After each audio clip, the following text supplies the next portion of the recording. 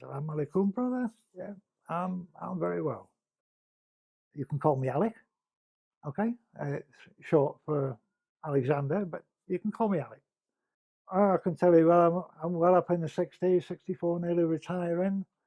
Where am I from? I live in Alnwick, which is about 35 miles north of the cosmopolitan city of Newcastle. It's a different world up here altogether compared to Newcastle. Quiet, peaceful country place. Short background about my life. I had some parents that were very strict. I can't read. I'm dyslexic, which means I can write, but my spelling is absolutely useless. I've done a lot of things in the world that people wouldn't even dream of doing. I've visited a lot of places in the world. Unfortunately, it was to do with the job I had at the time.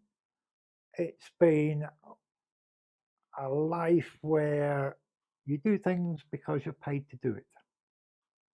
You're paid to go to places like Central America, whether you go to Canada, whether you go to South Africa,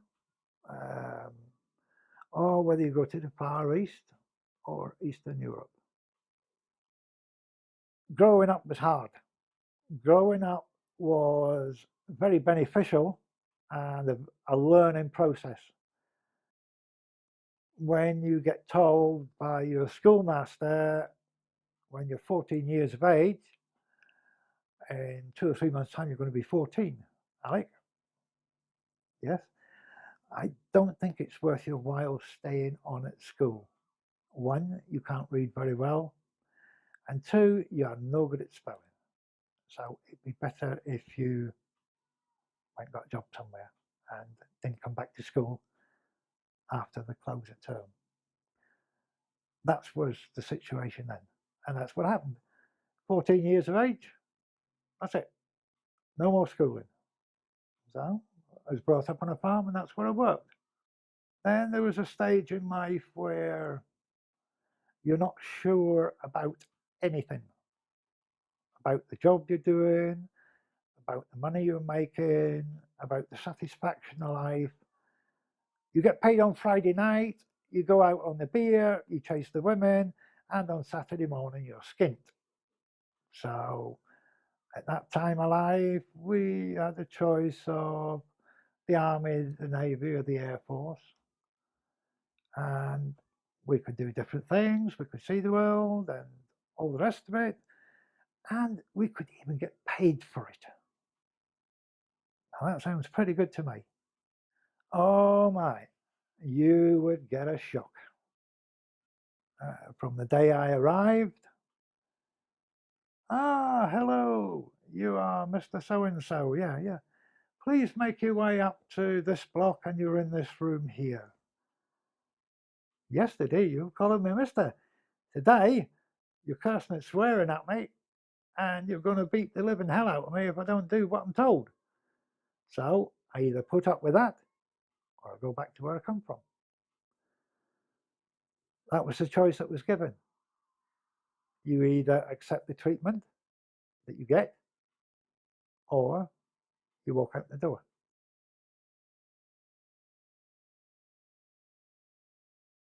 Yeah, for about 50 years, went to church, and I would say over 50 years that nothing has ever changed in the church. So if nothing changes, life doesn't change. I went on a holiday that I took months to save up for. Went on a holiday to an Islamic country, southern Turkey, 98% Muslim. I was in a place called Obachek, outside of Fethiye. I was standing outside this big, large building, which was a mosque. Elderly gentleman said, would I like to go in? And I said, I know I've got to take my shoes off, right? But anyway, he invited me in. But the building from the outside was totally breathtaking. He said he had to do something like wudu or something, and then he'll be with me. And I took my shoes off, and he took me in. And because I walk with a cane, I was offered a seat, and he said, "I'll just leave you." I was quite shocked that this fabulous building from the outside had nothing inside except a carpet, with a few seats at the very back. Just 4 plain walls, carpet on the floor, and some blue calligraphy writing. I couldn't understand, but it looked very, very lovely. Anyway, I was sat there and I was totally amazed. And there was only one picture on the wall, and it was written in Arabic. The writing on the left said Muhammad, may blessings be upon him. And then on the right-hand side was written Allah. That was the only thing in the mosque. Of course, when you look at it, and I looked round, the gentleman had disappeared, and so did 2.5 hours. 2.5 hours in an empty room. Okay, amazing. No mobile phone, nothing.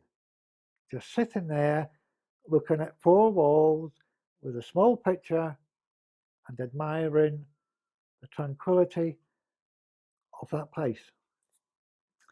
So I thought, okay, went out. I've got to find this old chap. Went down the local shop and said, overchecked Blue Mosque. Oh yeah. And I think I've still got a piece of paper today. He wrote on me. He said, that's the time for tonight. And I went back and I waited outside on the road to see him. Nope. So the following morning, it was about 3:30, and all I could hear outside was a load of cursing and swearing. But in the background, I could hear the call for prayers, which meant that 1, we're in a Muslim country, 2, the sun was rising, and 3, we have somebody next door that's got no respect for anybody. So over the week, I tried to go back to the mosque. I haven't seen the guy again. Come back to the UK, done some really wild and stupid things, like try to have a look into the Turkish way of life and everything else, understanding what people done and why they done it, and why there was always 5 pillars in Islam. Believe it or not, I actually saved up again as hard as I could, and I had to go back. There was something missing. I had to go back, and I went back, and I visited a few other mosques there where people actually took me in, although they couldn't speak English. They knew what I wanted, so they took me in. I'd never met that gentleman again. Never met him ever again. All he said to me was, it was something in Arabic, and he was going to do wudu. And then he will be with me.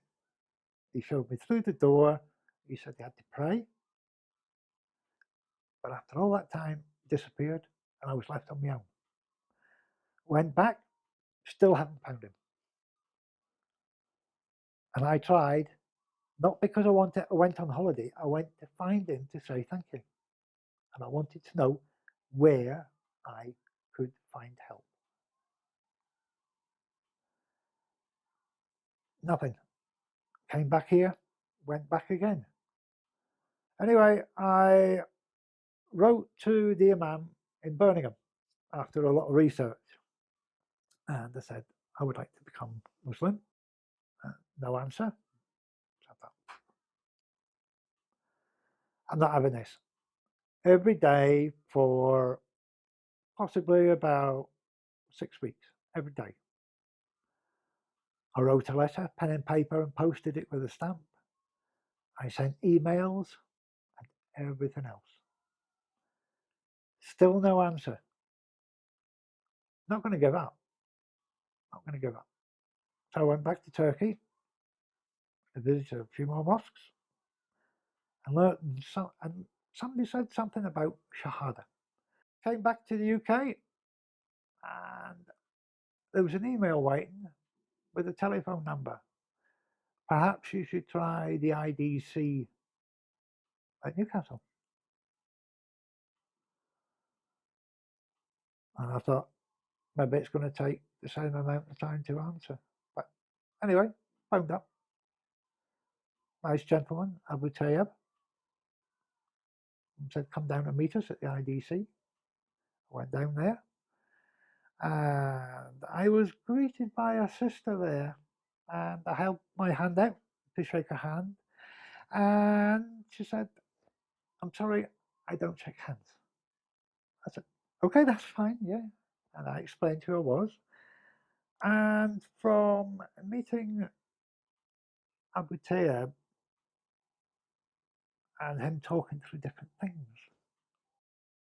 everything started, the jigsaw puzzle was filling out very quickly and getting very put together very, very quickly. The key turning point was when I met him. He held his hand out and he said, good afternoon, Alex. Assalamu alaikum. And he told me what it meant. And he went in and he explained basically roughly what Muslim people were about. Not violent, you know. We look after each other, we look after our families, and we try and do the best we can, and we put our faith in Allah, which is God. And the way he was speaking to us, he didn't speak down to us, he didn't speak up to us, he spoke to us just like a normal person. He spoke to me as if there was no difference between himself and me. There wasn't a great big desk with the hammer and the cloak and everything on, just a normal guy, you know. He said, I said, well, how do you become Muslim? And he said, well, we have a masjid. Friday's a great day for us, and we all get together, and I would like you to come. He said, please come next week on Friday, and we'll go to the masjid. And again, going through that door and finding nothing except carpet and a clock. And the place got packed, absolutely jam-packed. And you didn't know who you were standing next to.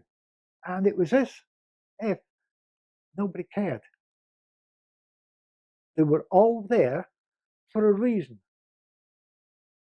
Nobody was higher or nobody was well off than anybody else, than the person they were standing next to. As long as you stand together, doesn't matter where you stand, as long as you all face the same way, doesn't matter who you stand next to, everyone is the same. And the force that you get when you pray is totally unbelievable. We are in an empty room with a carpet. We are with 200-300 other brothers standing together. There could be 100 sisters upstairs standing together, shoulder to shoulder. That is a lot of emotional power. Went back to the IDC and we spoke a bit more, explained there is only one God, which is Allah, but also there is one messenger, Muhammad, may blessings be upon him, but He's not to be worshipped. We're all Allah's slaves. Yeah. The quicker we remind ourselves that we are here to help other people and not ourselves, is the day things will come right for us. I took my Shahada. I have a certificate to travel as a Muslim. I have the best opportunity and the best gift of all. Only after a couple of years, I've been able to do Umrah. It is not up to me to decide. It is up to Allah to decide who goes and who doesn't, and when they go and when they don't. From taking the Shahada, I came home, had a shower, everything. And do you know what the best thing is? There is no telephone exchange to get to Allah. There is no telephone exchange at all. It's a direct line from yourself to Allah. Yeah, we don't have to go and tell everybody what we've done wrong. We can tell him directly. The nearest mosque to here is Granger Road. From door to door, I believe it's around about 32 to 33 miles. All in all, if I leave here at 11 o'clock in the morning to get there for 1:30, then that's fine. How have I been supported? I've met different brothers within the community that work with the IDC. I had the great privilege of being able to cover the 13-week program that was ran for new Muslims, which went through the 5 pillars of Islam right up to today. I have managed to go to Granger Road on Friday nights instead of sort of lunchtime, because there's been lectures or whatever given by different people from around the country that's came in, especially for me at my age, because I'm waiting to die. Okay, so anything related to the word death, like being in the grave, which I've attended them all. What paradise was like, what paradise is not like, what it's like in the grave, and everything else. Everything has fallen into place. I know what to look forward to. Islam is the only meaning that can tell you what's going to happen to you. When you die and the angels come and take your soul and they balance the scales, you can't turn around and say, oh, I wish I'd done this. I wish I'd done that. It's too late. It's too late. Do it while you are alive. Do it while you're alive. Help as many people as you can, whether they need it or not. Give it to them. Don't matter who they are, what they are. Help them. I've learned that there is people that is available to help in any way. Something you get with no other thing. My health has increased tremendously over the last 3 years. These last 3 years, especially this last year and a half, is the best last year and a half I've had in the last 15 years. I take roughly 32 tablets a day. And at the side of my bed there, I have what you know as a CPAP machine. When I go to sleep, I put it on and it blows air into my lungs. And if the heart stops, then it'll just kick off and blow some extra stuff down into it. I take medication for killing pain. I take tablets in the morning to make sure my blood stays thin. I take tablets to make sure my heart keeps beating away. I take tablets to make sure that the flow of blood is correct. And I take 16 painkillers a day, which is the equivalent to 4 loads of morphine a day. We take tablets to go to sleep. We take tablets to wake up. we take tablets to make sure that everything inside of me is going to work. And we also take tablets to stop me dying. Right? But there's only one who can decide who dies and who lives, and when your time is up and when it's not. But life has become a lot more fruitful. Money means nothing. Okay? And the reason why I say money means nothing is that you cannot take anything with you. The only thing that you can take with you when you go is what you're wrapped in. And that is going to disintegrate within a couple of hours. Because the angels are going to come and they're going to take your soul. And you are going to wait in the queue for the day of judgment to arrive. In the early days, I think with the job that I used to do in that it was just a matter of course. That you mentioned Northern Ireland, you go, oh, IRA. You mentioned Northern Spain, oh, that's separatists. You mentioned Germany, you go, oh, the Baader Meinhof. You mentioned Muslim, you go, Bonner. There is nothing in the Quran that is to say you must go and do this and you must go and do that because it's wrong. Yeah, you mustn't strap yourself up with explosives and stuff and go down and blow yourself up. It doesn't say that. It says help somebody, not kill somebody, but help them. The people that organise these things, that's when the money rolls in. What you have just done is you have just killed hundreds of families for no reason whatsoever. You've done it for your own gain, which at the end of the day, you're going to get nothing for it. But you are going to suffer, and you're going to be made to suffer for doing it. If somebody's looking into Islam, go for it. Do it. If you are looking into Islam, really look into it and go and do it. Yeah?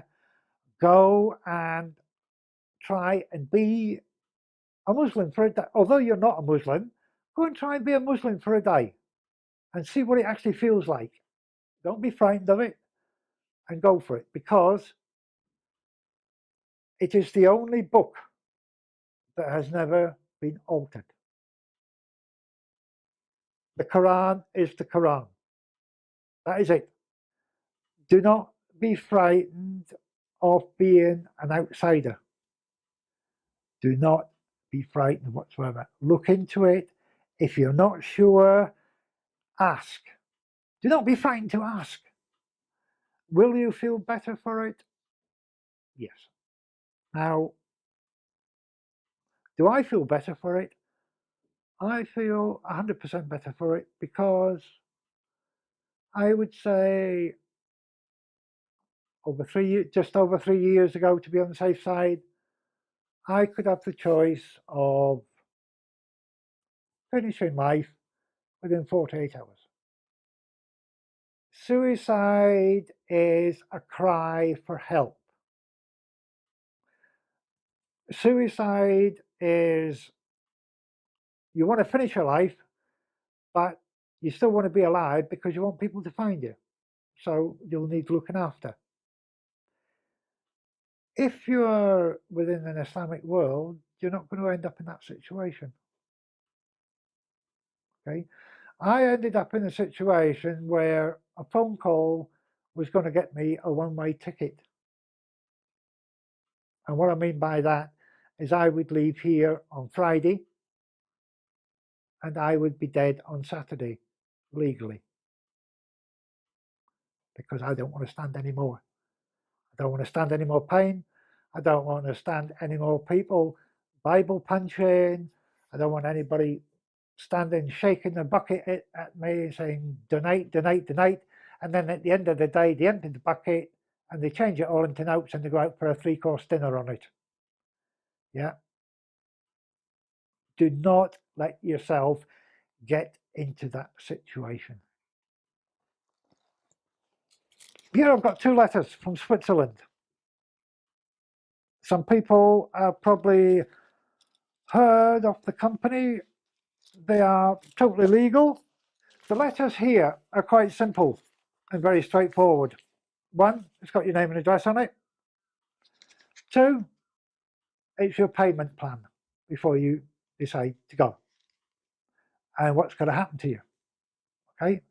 Because you can't really die and leave you in the hotel room because nobody knows what to do with you. So you go to some doctors and you persuade them that life is not worth living, and they agree with you, and then you pay them X amount of Swiss francs or whatever, and then you get special telephone numbers and everything. And when you feel I've had enough, I have had enough of everything. I've had enough of struggling. I've got no money in my pocket. I've got nothing. But you're going to pick my mobile phone up. Hello, it's Alec here from the UK. Yeah, what can we do for you? Make an appointment for Sunday. Possible? I'll go from here, go out the door. That's the end. I'm going to go to a hotel in Switzerland where it's perfectly legal. And I am going to take about half a cup of this. I will get enough liquid, like half of that in liquid to take. And because I live on my own and because I am nobody, I would have paid for 2 people to stand each side of me to hold me up. Because when you do go like that, you're counting down the seconds and there is no way that it can be stopped. Suicide, you can try and you can get caught before you die and you can be repaired. Where this, once you go, you cannot come back. And when you're put in that situation where life is definitely not worth a penny and it's not worth even opening your eyes for, what's the use of being alive? I was fully paid member. A lot of money was being paid. I went to Newcastle, went to Turkey on holiday, which I don't know whether I'm ever going to see that chap again, the Blue Mosque in Overcheck. Maybe never see him again. I've been back 2 or 3 times. I've got stamps on my passport to prove it. I've gone out my way that I've been within 20 miles. I've actually gone down there purposely for the day and hovered around the masjid and sat in there in the hope that he comes. I just wanted to say thank you. That's all. Yeah, I just wanted to say thank you because when I wake up in the morning, I am so bloody grateful I'm alive because I am only here once and there is only one that can finish your life. Not you. Allah will take you when you're ready.